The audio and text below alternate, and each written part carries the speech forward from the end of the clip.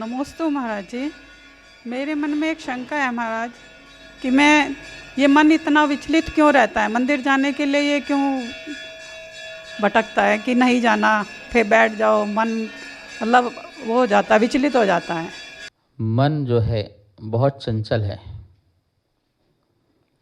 और चंचल का कारण यदि हमें पता चल जाए तो मन जो है जो चल हो रहा है वो अचल हो सकता है। मन की चंचलता का कारण अति परिग्रह और अति परिचय। अति मन चंचल का कारण है। जिसके पास जितना परिग्रह होगा उतना मन चंचल होगा।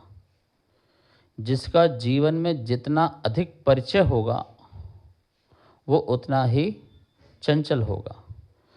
ये परिचय और ये परिग्रह ये दोनों ही पर हैं, और जब आत्मा इन दोनों में लगती है, इन दोनों से संपर्क करती है, इन दोनों से संबंध बनाती है, इन दोनों से जुड़ती है, अपने को इसमें घोलती है, तो वहीं पर आत्मा जो है चंचल होने लगती है।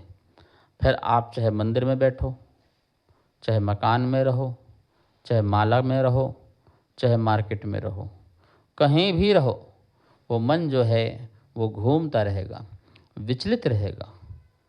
आप धर्म ध्यान करेंगे तब भी विचलित रहेगा। इसलिए महावीर स्वामी कहते हैं कि परिग्रह और परिचय, इनसे अपने आप को जितना दूर रखोगे उतना ही मन आपका शांत होगा, चंचलता समाप्त होगी, और जब चंचलता समाप्त होगी तो एकाग्रता प्रकट होगी। एकाग्रता प्रकट होगी तो ध्यान प्रकट होगा, और ध्यान प्रकट होगा तो कर्म की निजरा होगी, और कर्म की निजरा होगी तो मोक्ष होगा, निर्वाण की प्राप्ति होगी। जन्म मरण जो है वो दूर हो जाएंगे हमारे। लेकिन यदि अति परिचय और अति परिग्रह को हम आगे बढ़ाते रहे तो नियम से जो है मन चंचल होगा, विचलित रहेगा, अच्छे कामों में भी विचलित रहेगा। तो हमें जो अति परिचय और अति परिग्रह को कम करना चाहिए। नमोस्तु महाराज श्री। मेरे मन में ये शंका है कि हम अपने मन को एकाग्र कैसे करें। हमें मालूम है कोई हमारे ऊपर क्या क्या कर रहा है, लेकिन हम उन सब बातों को भूल के अपने आप को कैसे एकाग्र करें ताकि हमारी मोहमाया थोड़ी कम हो। तुम्हारे साथ गलत हो रहा है, कोई तुम्हारे साथ गलत कर रहा है, ऐसा सोचना ये तुम्हारी सोच है। लेकिन महावीर का जो बोध है वो ऐसा नहीं है। महावीर कहते हैं जो भी तुम्हारे साथ जो हो रहा है और तुम्हारे साथ जो गलत कर रहा है वो कोई गलत नहीं हो रहा है, वो न्याय हो रहा है, कर्म का न्याय हो रहा है। कर्म ईमानदार हैं, बेईमान नहीं हैं। वो कोई भी हो, किसी के साथ हो, जिसने जैसा किया है उसको वैसा फल मिलता है। कोई तुम्हारे साथ गलत कर रहा है वो तभी कर सकता है जब तुमने कभी गलत किया होगा। कोई तुमको गाली दे रहा है वो तभी गाली दे सकता है जब तुमने किसी को गाली दी होगी। ये बिल्कुल रिवर्स है, लौट के आता है, वापस लौट के आता है। जैसे कोई एक डैम हो, वहाँ पर आवाज़ करो या किसी पहाड़ के पास थोड़ी आवाज़ तेज़ निकालो तो वो वापस आती है। गेंद को बहुत तेज़ी से दीवार में मारो तो उतनी तेज़ी से, उससे ज़्यादा तेज़ी से वापस आती है। हम जितना लुटा रहे हैं वो सब लौट के आता है। तो कोई तुम्हारे साथ गलत नहीं कर रहा है, इस सोच को बदलो। तुमने गलत किया होगा इसलिए तुम्हारे साथ गलत हो रहा है। अब तुम समता रखो, अब तुम संयम रखो, मौन धारण करो, और उस व्यक्ति के प्रति, उस वस्तु के प्रति भी समता का भाव रखो। प्रार्थना करो कि अब मैं सही रहूं और वो भी सही रहे। आचार्य श्री के चरणों में मेरा त्रिकाल है। नमोस्तु नमोस्तु नमोस्तु नमोस्तु महाराज जी। ऐसा मेरा कौन सा असाता कर्म का उदय आया जिसके कारण मेरे सीधे हाथ में चोट लग गई और मैं आहार दान से पूजा से सबसे वंचित हो गई हूँ। कृपया इसका मुझे समाधान दीजिए। देखिए, हमारे जीवन में कभी भी असाता कर्म का उदय आता है तो निश्चित ही हमारे पूर्व भाव के कर्मों का उदय होता है, पिछले पर्यायों का कर्मों का उदय होता है। अब आपके हाथ में चोट लगी है, फ्रैक्चर हो गया है और आप दान नहीं दे पा रहे हैं, पूजा नहीं कर पा रहे हैं, तो इसका ये मतलब है कि आपने भी कभी किसी को विघ्न पहुंचाया होगा दान देने के लिए, किसी पर दया करने के लिए, किसी को पूजा करने के लिए, किसी गरीब का सहयोग करने के लिए। जैसा हम कर्म मानते हैं फल भी लगभग हमको वैसा ही मिला करता है।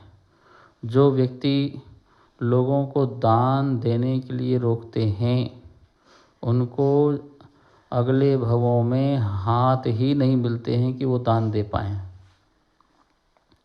कटे पिटे हाथ मिलते हैं अथवा हाथ ही नहीं मिलते हैं।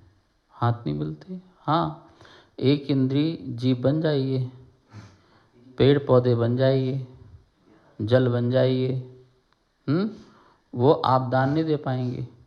और जानवर, हाथी के पैर प्राप्त मिल जाएंगे, दान नहीं कर पाओगे। जानवर अपने हाथों से क्या दान दे पाता है? उसके हाथ भी पैर का ही काम करते हैं, तो वो भी दान कहाँ दे पाएगा? घोड़े बन जाओ, गाय बन जाओ, इनके हाथ हैं कि पैर हैं? चारों ही पैर होते हैं। और वही हाथ मान लो चाहे पैर मान लो, पर वो दान नहीं दे सकते हैं, एक तो ज्ञान नहीं है। तो ऐसी पर्यायों में जाकर के पैदा हो जाएंगे कि दान भी नहीं दे पाओगे। इसलिए कभी किसी को दान देने में विघ्न मत पहुंचाओ, उसके हाथ मत छीनो।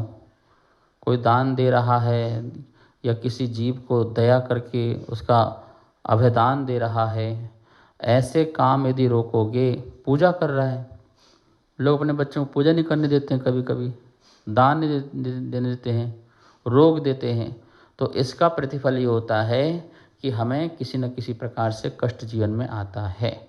यदि हमारे हाथ में फ्रैक्चर आ गया है और हम दान के भाव रखते दान नहीं दे पा रहे हैं, पूजा के भाव करते हुए पूजा नहीं कर पा रहे हैं, जिसका मतलब है हमने कभी न इस प्रकार का विघ्न पहुंचाया होगा, अथवा किसी का हाथ तोड़ा होगा, किसी का हाथ काटा होगा।